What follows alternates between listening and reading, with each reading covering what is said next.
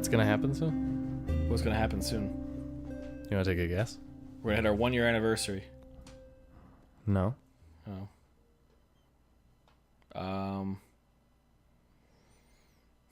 We're gonna read the story. Yes, but no. It's gonna be May. All right, welcome everyone to We Found a Book. Welcome, I'm welcome. Austin, I'm Ben and we are your hosts with the most for the evening. And this is We Found a Book, and we're your hosts. And I'm Austin. You know who I am. You know who he is, the man who needs no introduction. I've said it time and again. Ben, how was your month? Anything exciting happen? My month was good. My mom's birthday's today. Happy birthday, Mom! I love you. Yeah. Does your mom listen to the podcast? Contrary to prior belief, I actually do have one of those. No. So she won't hear that. No. So it's just out into the ether. Yeah. Right up Mark Zuckerberg's butt. I'll let her know that it's on there. She can listen to it if she wants to. She might. Anyway. Hey, Mom, I wished you a happy birthday on my podcast. Will Mom, you listen guess what? to it now? Yeah, here's your birthday present. I mentioned you on one of our social medias. Will you listen to it now? Will you love me? Please. I'm getting close to finishing up this year of schooling. I'm excited about that. It'll be a fun time over the summer, not having to take classes. Mm-hmm. And as I mentioned before, I was heartbroken to hear that one of my favorite video games isn't coming out. Silent Hills. I won't go into it anymore. One of your favorite video games that you've never played. One of my favorite video game franchises has canceled its most recent installment prospect project, which was going to be Silent Hills, starring Norman Reedus, directed both by Guillermo del Toro and none other than Hideo Kojima, the director of the Metal Gear Solid series, which I am also a huge fan of, and also a contributing reason as to why I was looking such forward to it. But sadly, it shall not happen. As we know, I signed a petition. I am hoping that maybe that's enough to get it back, but not holding my breath. Do you want to plug that petition to our thousands of fans? Go online and find it. It's just type in Silent Hills petition. It's not that hard to find. Someone doesn't care. I do. You know how many petitions there probably are for that? Like 8. I think it's just the one. I think it's like 8. I think it's on I don't know the website. It's like I think like catcher.org or something like that. Go to IGN, type in Silent Hills in the bar, and look for the one that's a petition. There's a link to it. Silent Hills in the bar? Yeah, type it in the search bar. What was it? Oh, but you said type in Silent Hills in the bar. Silent Hills in the bar. You know, when you're up in the club and the girl asks you for her number, and you're talking about Silent Hills. She's talking to you, but you can't stop looking at her Silent Hills. Da-dum-tsh. And you're like, let me motorboat those and make stop. those hills less silent. Stop. Out of control. Which hills you talking about? I don't know what that means. Top hills and bottom hills. All right, we're done. On this show, we read from the book that we found in Ben's grandpa Jeremy's attic, the Encardidian, as we discovered last episode. Yep. Ben reads his first story last episode, so if you haven't heard that, take a listen. I was real proud of it. Yeah, me too. I was proud of you. It was multimedia. It was 2008, not 2008. Yeah. It's actually 3008. That's the lyric. Sorry. I've disgraced you. Sir, I am. We patiently wait your response to Austin's apology. Moving on. So today I will be back in the armchair of success reading another installment from the Encardidian. Austin reprises his role as the LeVar Burton of this show. Yeah, buddy. Also... That was a reading rainbow joke. Thanks, Ben. Why don't you just beat them over the head with it? But yeah, I'm back to reading because I missed it. I missed thumbing through that book. Mm-hmm.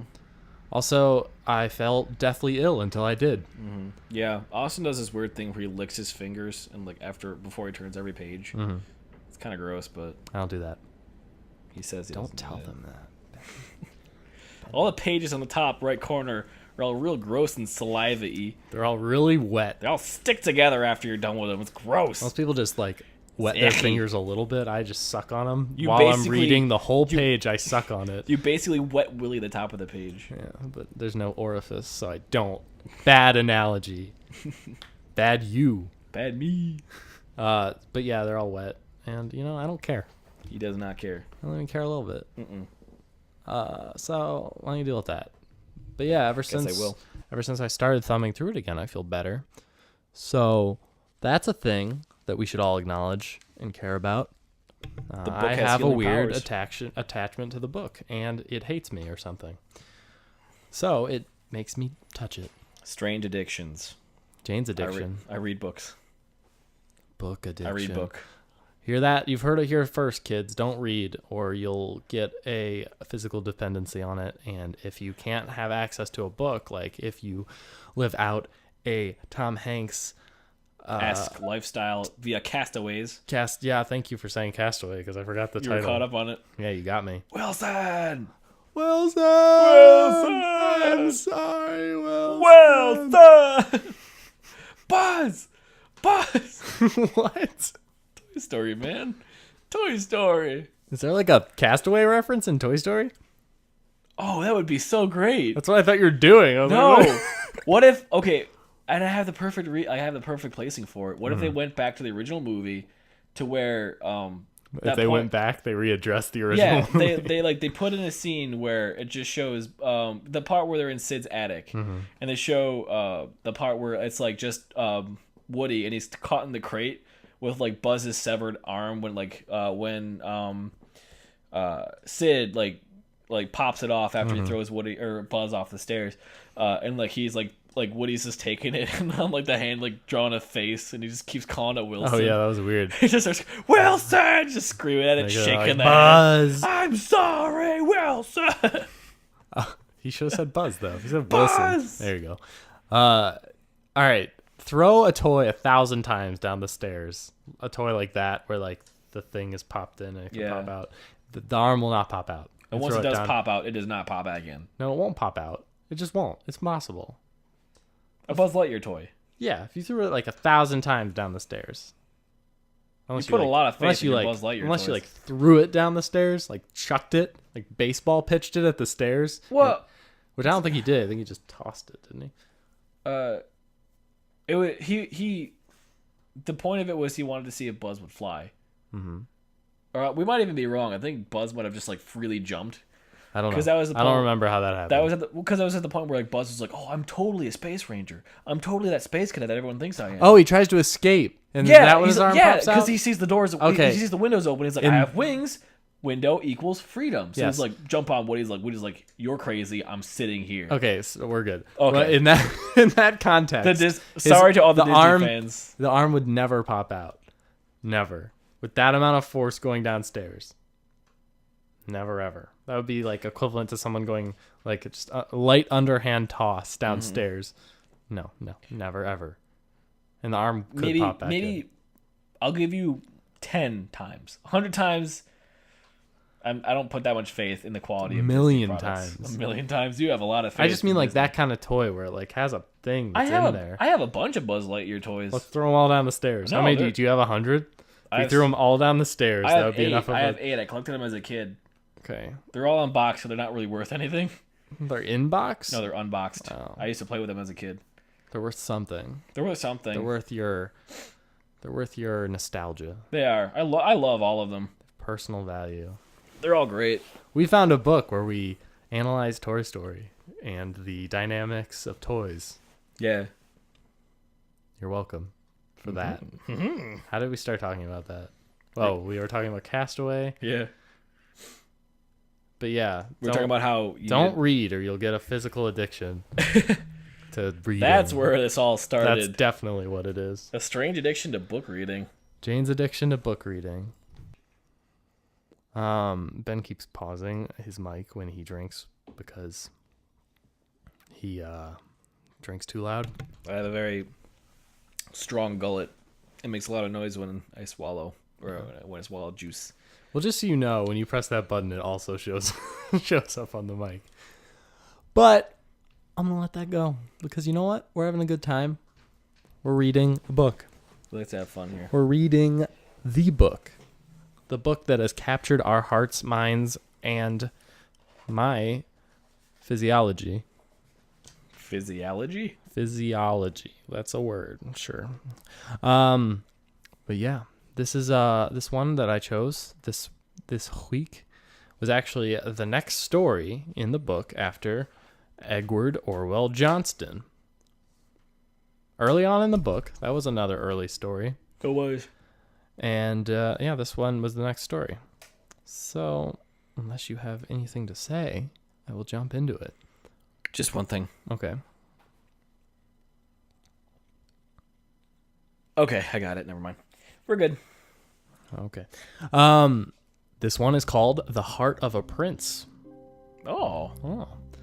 In a far western land, there once lived an incredibly elderly king by the name of Coban. He was so old and decrepit that the entirety of his subjects found it astonishing that his heart still beat. That is, of course, until it didn't. When his soul finally did depart his frail frame, he left behind an incredible fortune and a vast kingdom to his 3 children. As Coban was a just man, he divided his possessions evenly between his youngest son, Proc, his middle child and sole daughter, Gosse, and his eldest son, Cedric. After grieving their father's death a respectable yet practical amount of time, the siblings began discussing what they would do with their inheritance and the kingdom of Orson. Father barely left us enough money to each build a castle on our new pieces of land, sighed Gosse over the post-wake dinner. Proc smirked and threw his feet up on the table, saying, I'm going to use mud instead of mortar. That way I'll have enough money left over to supply everyone in my kingdom with free mead. We will be known the world over as the Party Kingdom. Oh, that's a grand idea, squealed Gosse. I bet if I skimped on my castle's foundation, I would be able to afford fancy uniforms for all my servants. The two carried on in such a way, speaking of their plans for how they could get the most out of their inheritance. That is, of course, until Cedric stepped in to set his younger sibling straight. All of the squealing, snorting, and carrying on was too much for Cedric. He cleared his throat and spoke out in a deep, rich voice. You are aware that while our nation is a proud and prosperous one, that we still have enemies. If Father's ears could still hear, he would be storming in this room to tell you two off for squandering your inheritance. Cedric had always been the most boring of Coban's children. As a child, he would always read the instructions, and he couldn't imagine playing with his toys in any way other than their intended purposes. As he grew, he remained the same, which is why he had chosen to rant to his younger siblings about the rudiments of castle safety, and why the two of them were struggling to keep their eyes open. They eventually did drift off, allowing Cedric to prattle on unimpeded by the burden of engaging an audience. By the time morning came, the eldest brother had gone to see an architect by the name of Reed the Untimely. The man was famous for being late, as he was for designing the most incredible structures in the West. Although the former quality was jarring for Cedric, creating a safe home was incredibly important to him. The remaining siblings forewent hiring an architect. Instead, they went out to find builders who were willing to overlook building codes and cut every corner possible. While the young princess and princes were building layouts for their new homes, a nomadic clan known as the Ventus de Lupo gathered in the center of the thick forest lands just north of the kingdom of Orson. Their chief, Procudit, had called a meeting in response to the death of King Coban. The leader who bound the lands between us has left this plane for the next, the chief proclaimed in the ancient tongue. Procudit was a tree of a man, standing at least 2 heads taller than any of the men and women gathered. The furs of wolves hung from his muscular body, and upon his shoulder rested his famous mace, which he had named Morsus. The weapon was crafted from the gnarled root of a glacius tree, with the molars of men embedded into its head. Procudit stood firm in the snow as his voice continued to boom. Those beneath us have split into 3, making them much easier prey. Never again must we make game of the gentlefolk of the far north. Their wind-burned flesh shall no longer be upon our tongues." The clanspeople cheered at the prospect of the tender feast ahead of them. The whole of Ventos de Lupo set to work constructing the necessary tools of war, their stomachs rumbling, a collective war drum's beat through the snowy wood. Several months later, Prok was seated at a large marble table in the main hall of his newly constructed castle, celebrating its completed construction. Mead flowed through smooth stone canals at the frame of the room like streams, ever ready to fill empty goblets. These canals began in the heart of the building, supplied by a large iron reservoir, kept full by 3 full-time brewers. The mead flowed from there through the castle's main hall, through channels in the outer walls, down to the surrounding village, and finished its journey in a growing pond. The youngest prince allowed all of his subjects to dip into the murky pond for free. While this unearthly volume of mead attracted countless flies, the citizens couldn't be bothered. All that they and the members of Prok's inner circle cared about was good times. The whole of the kingdom specialized in sleeping through the daylight hours, eating rich foods, and trying to not lean too hard against the walls, as they were essentially bricks precariously balanced atop one another. On this day of completion, Prokudit and the Ventos de Lupo were fast approaching on the backs of their deep forest elk. They had war in their hearts and a ravenous hunger in their stomachs, but the man drenched in furs insisted that they made camp outside the site of Prok's royal village. He went ahead on his own that night to make note of the castle's fortifications. When Prokudit arrived in the village, he was immediately spotted, as he was much larger and dressed much differently than those around him. The leader of the clan was immediately handed a wooden mug of mead and invited to take part in the merriment. Although these people were ultimately his prey, he couldn't help but take their invitation, and before an hour had passed, the whole of Ventos de Lupo were enjoying the music of the bards and filling their bellies with the kingdom's rich nectar.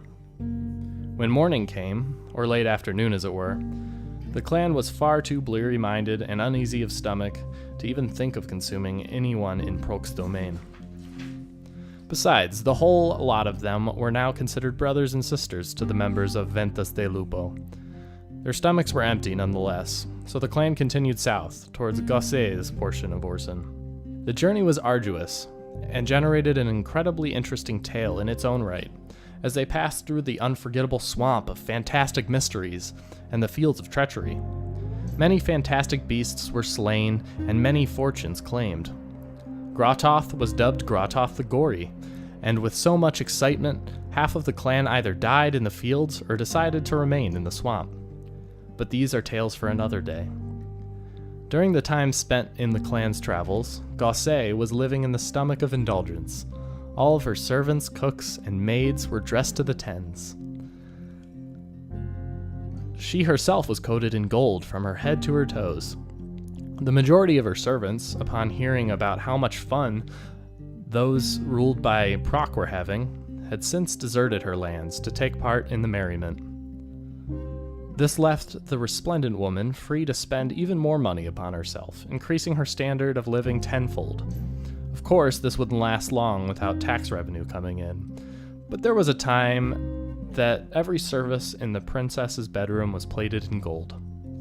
It was during this time that the now halved Ventos de Lupo, still led by the large but then malnourished Prokudit, arrived in the freshly emptied royal village. The ravenous clan began searching through the homes, several of which were half sunken into the earth and thus inaccessible.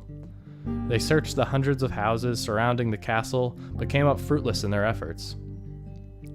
Prokudit was so discouraged that he didn't even bother searching the castle. Though ornate, it lacked any outer walls or even a main door for protection. In fact, if he had watched the castle for a bit longer, he would have spotted a maid in a frilly dress or a butler in a sharp tunic. But he moved on after only a glance, leaving the vacant kingdom behind him and his clan. Luckily for the cannibals, the castle in the southernmost kingdom was at its northernmost point, and there weren't any mystically unforgiving landscapes in the way. Therefore, the Ventos de Lupo made it to the royal village in a matter of days. Unfortunately, however, Cedric's village was the most fortified that Procurit had ever seen. When they arrived at the village's outer wall, the chief jumped off of his steed, Morsas in tow. He rested his hand against the several-story-high stone wall, which dug equally deep into the earth inside. Then he whistled, calling forth the battering ram which they had carried with them for all of their journey. "I truly thought we'd have to use this before now," the burly man chuckled. The weapon was crafted from the same dense wood as Morsas. Therefore, even though the clan's people were incredibly malnourished, it took only 10 of them to swing the mighty battering ram through the wall that Prince Cedric had sunken a fortune into. Reinvigorated, the whole of Ventus de Lupo rushed cheering through the hole left by the ram. The clan ate well that day and fed off the people of the southernmost kingdom of Orson for years to come. When Procurit reached the outer wall of Cedric's castle a few days later, he stretched, cracked his knuckles, and knocked a massive hole through it with a single, mighty swing of Morsas. The elder prince, too proud of his protections, was strolling through his courtyard at the time and managed to catch a flying brick to the head. This did nothing good for his health, but it was Morsas that ended Prince Cedric's life. As is the custom of the Ventas de Lupo, Procurit pulled the heart from the slain prince's chest and ate it whole. In this action, the kingdom was conquered, and the power of Prince Cedric was won. Wow. Yeah. Is there a moral? There is a moral. Ooh. You look so tired right now. No, I'm waiting for the moral. Moral. Ah. It is healthy to indulge oneself. I can clearly tell. Yeah. That story was... What a twist. Plot twist. Truly. What was the plot twist? I was so expecting the two youngest kids, who are so ignorant in their ways, to be taken down quite easily by the group of cannibals. The Ventas de Lupo? The Ventos de Lupo. Yeah. Sounds like a Hispanic gang. Doesn't it? Ventos de Lupo. They're Northerners, actually. Ooh. I think they were referring to the people mentioned in The King of the Winter Wilds when they were talking about their old prey. Oh. Crazy. Oh. They survived off of winter limes. I just kicked our desk and things fell. Yeah. That's what that noise was. Yeah. Yeah. What were you saying? They survived off of winter limes and human flesh. Mm-hmm. Yummy. Probably didn't even eat the winter limes. Probably not. No. Yeah. Too sweet for that flavor tastes. Ben, thoughts? You didn't take any notes like I did last time. No, because last time you drew pictures. I took notes too. Mainly pictures. I drew pictures, yes, but there were notes Lots too. of pictures. I think it was, let's say it was an even split. Let's say 60-40, mostly pictures. Okay, that's fair. I'll take that. No, I was listening intently. I was actually I thought it was kind of funny that you get this very Mr. Vanilla with the eldest son who's like, you guys shouldn't do that. It's not appropriate for you to spend the money that way. And these guys are like, oh, we're going to build, if I save a bit of money on the necessities of life, I can spend the entire time having a good time and having well-dressed maids. And you know what I was thinking? It was actually funny because I was thinking the first guy who has a castle of mud, what's his name? Proc. I like Proc the best because his kingdom is basically Valhalla on Earth. You have a constant flowing pool of mead. It's partying all the time. It just sounds like a great place to be. Yeah, so much so that the people in Gosei's kingdom left for that just to hang out there, to live there. They moved. Everyone except for in the castle. Yeah. Side note, if I ever die and find out there's an afterlife, I hope it's Valhalla. Yeah, I'm a Christian. I won't hide that. My faith is within Jesus Christ, our Lord and Savior.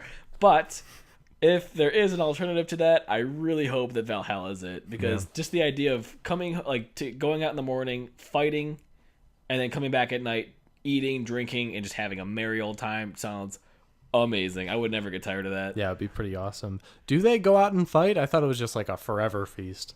No, it's a I believe the culture is that in like the day starts off and it's like a battle. Like they because that's what they did. They were very active. They were very like the Vikings have a reputation for being like very like strong, powerful guys. And, Yeah, like, definitely. the idea was that like when you die, you become like an eternal warrior, where like you're constantly fighting. You're fighting with like your closest friends. You're sparring, and See, I saw it as like the same culture, but the life represents the day yeah, where you're fighting, and then the afterlife represents the night where it's a a constant forever feast. feast.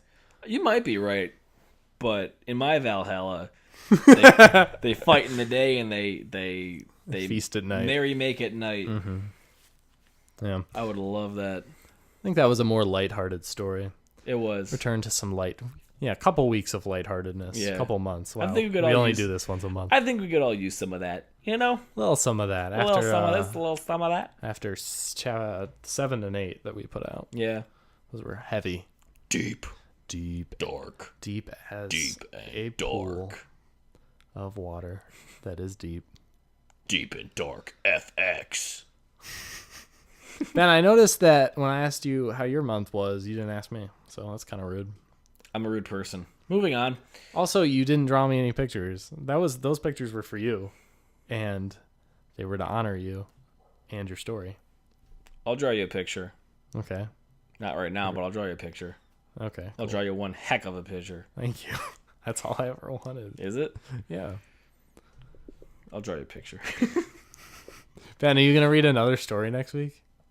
I'll draw you a picture. Next month? I'll draw you a picture. I don't know. Stop, please. Sure, shooting I will. Next month? Why do I keep saying week? Maybe. Maybe it's because I want to do this every week. You do. You're so excited to do this every But week. we never will. Will we not? I think we will. One day? One day, when we both get our lives together. and realize we will. Someday, when our lives have passed us by, we'll turn around and wonder why you were always there for books.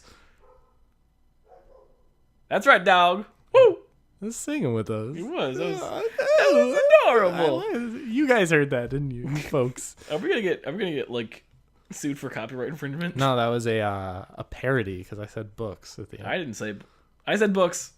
Exactly. You did say. You Always did there say for for me, books. Books. Books. What's the next part of that song? Um. And when you go, I know. I have to get that song. I love that song. Is that Sugar Ray?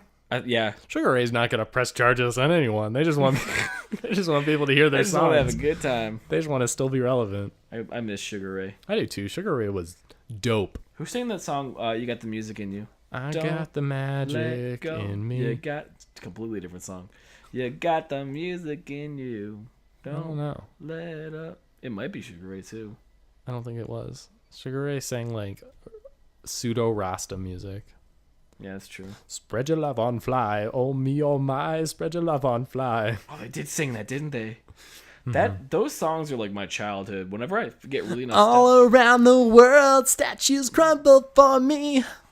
That's how his voice sounded too. yeah, all around the world. It was like, I know crumble how long you love me. And it was like one of those like high-pitched kind of Yeah, voices. like but I loved it. His neutral tone was like a higher one. Whenever he got like really like screamy, it got like really like raspy. Like all around the world. Oh statues boy, I'm gonna crumble have to for listen to me. myself sing when I edit this. It's gonna be 25 terrible. months years old. The mother God rest his soul. Waka waka waka. Spread your love on fly. Oh Oh my me, God. oh my. Spread your love Love on on fly. fly. Your face on high. My friend, who's actually my housemate now, Richard, who will not listen to this, so I can talk about him as much trash as I want to. Before, like, people used to, like, the internet was around when I was a kid, but, because I'm 20 now. But it, like, we didn't, it might have just been our families, like, we didn't really look things up. I didn't use the computer until I was, like, 14, Yeah. which is late. But, You never had a reason to. well, my Excuse brother me. did. He was, I feel like he was always hogging it, playing Command and Conquer. But back to the point.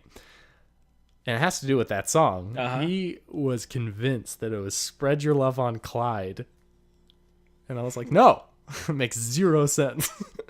Even Not you- to say that Spread Your Love on Fly makes a whole lot more sense, but it does. More than that. I don't know. I don't know, man.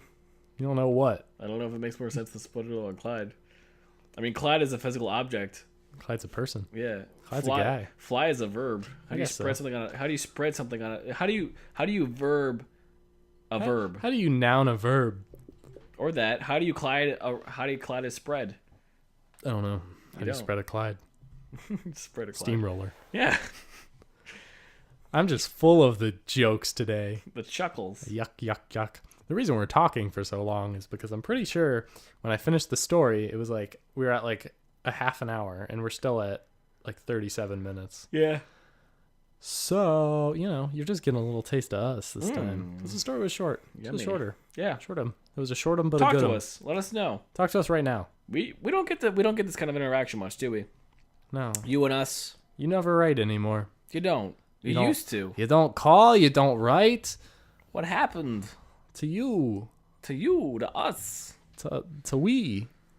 Folks, you used to be so prominent in our lives. We used Always- to talk about things. Always writing on I our saw Facebook Gladys. walls. I saw Justin's mom. I saw Gladys the other day. She was telling me, Gladys. "Oh, Justin's in medical school. Oh, what are the folks up to?" And I told them, "Oh, they're artists. You gotta give me something I can brag about, folks." Oy, Oy, you're killing me here. do stuff for us.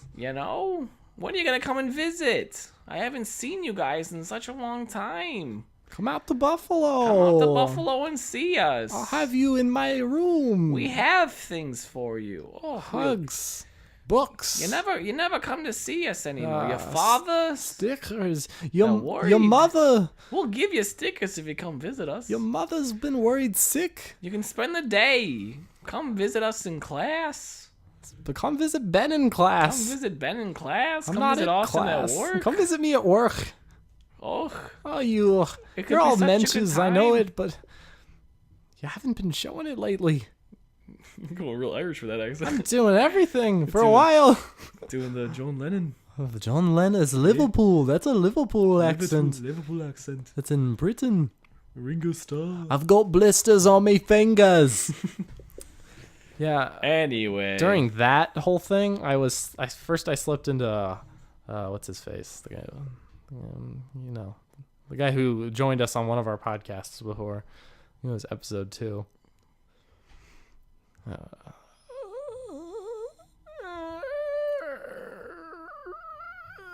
Andy Vaccaro. No, the guy who talks like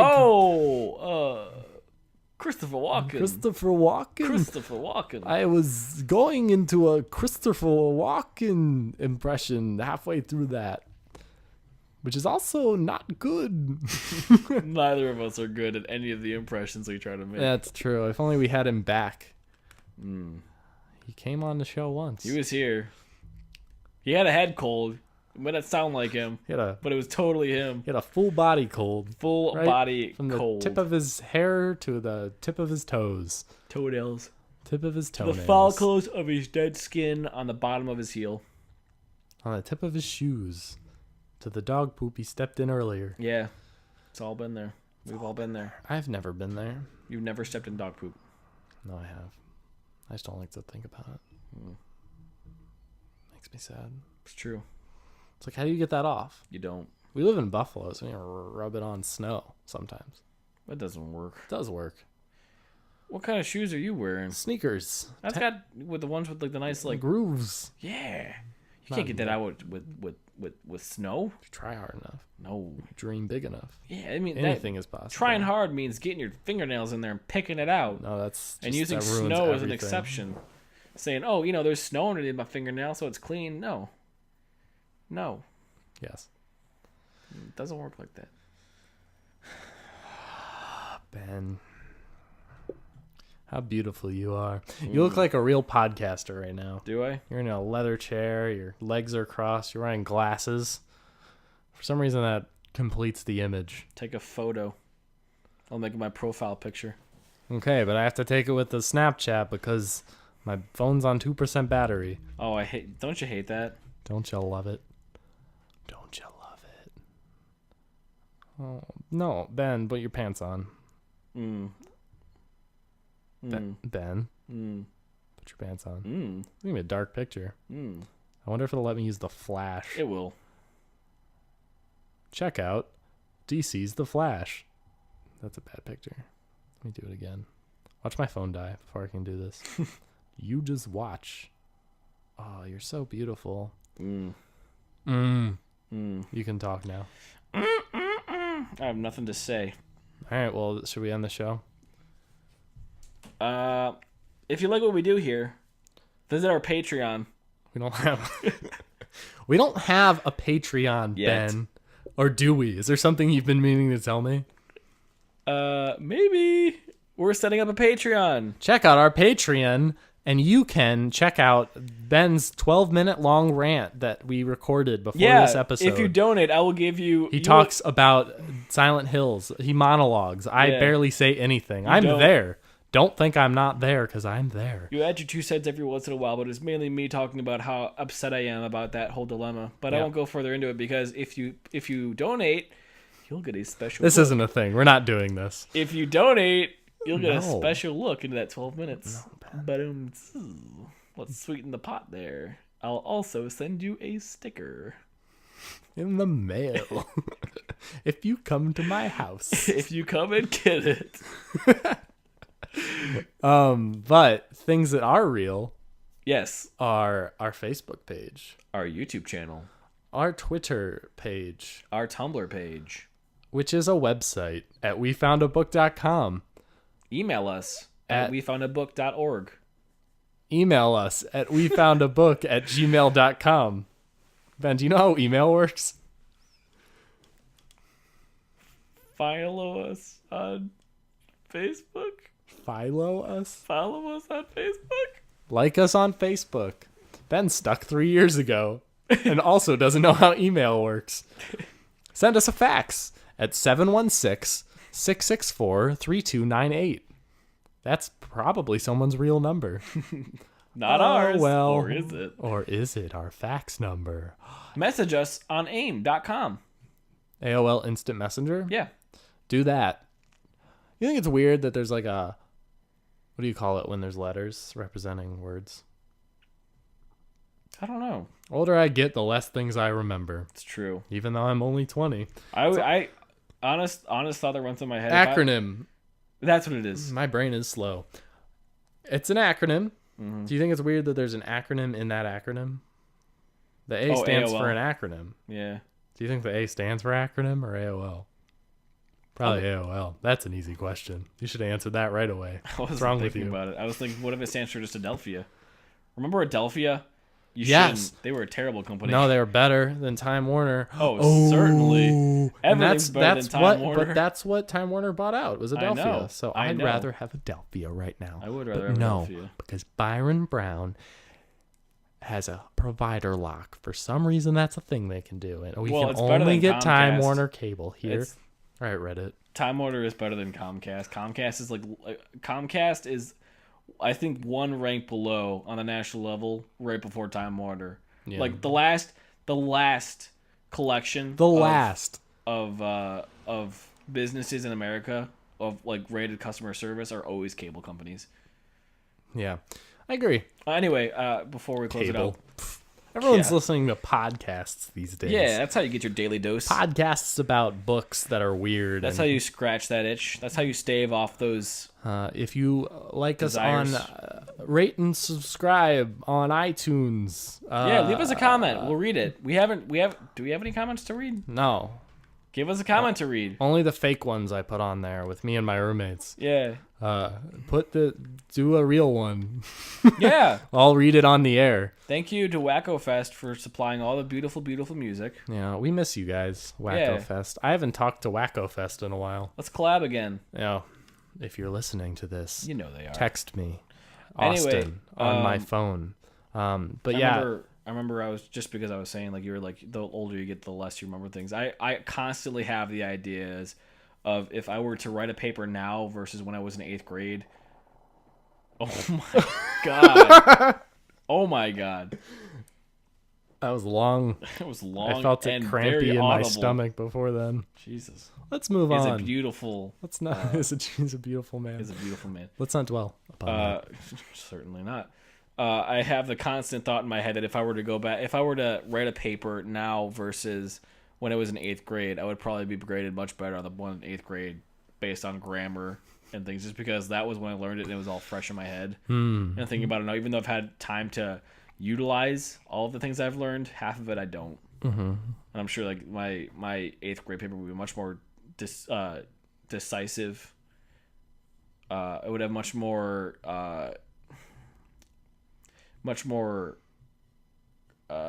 You're diversity. elaborating a lot on this Be point, much more which it does diverse. not need to be this It would be much more elaborated diverse on. in the amount of All of what you're saying right now could have been summed up in I think I was a better writer when I was in 8th grade than I am now.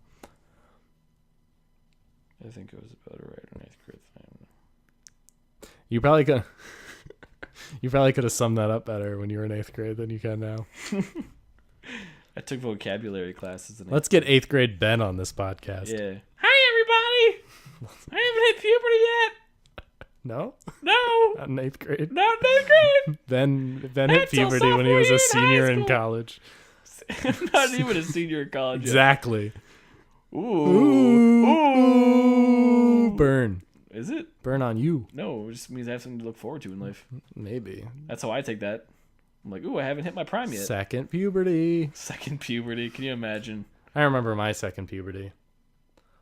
My fingernails grew sharp. My fangs came in. I grew thick, coarse hairs on my back. I started lifting heavy objects. The unavoidable desire to lift heavy objects overtook you, and to bark at the moon. Yeah, but wrapping up. Have we not? Okay, we put out a new show the first of every month. Yep. So if you want to not miss out on that, do the iTunes things I said earlier. You could also follow us on SoundCloud or whatever. We put them out there too, and we put them on YouTube. 6. You just stop. You just stop doing that. No one. Why would anyone do that? Everybody wants to go to Kiwi 6. It's like the least useful site.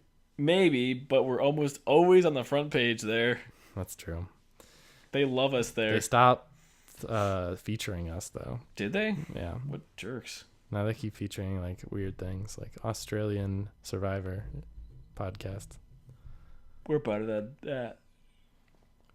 Sorry. I thought I had to sneeze. We're better than that. I'm just gonna stare at you and make you feel awkward. Are you? Like you have to fill the dead space. Bye, everybody. No.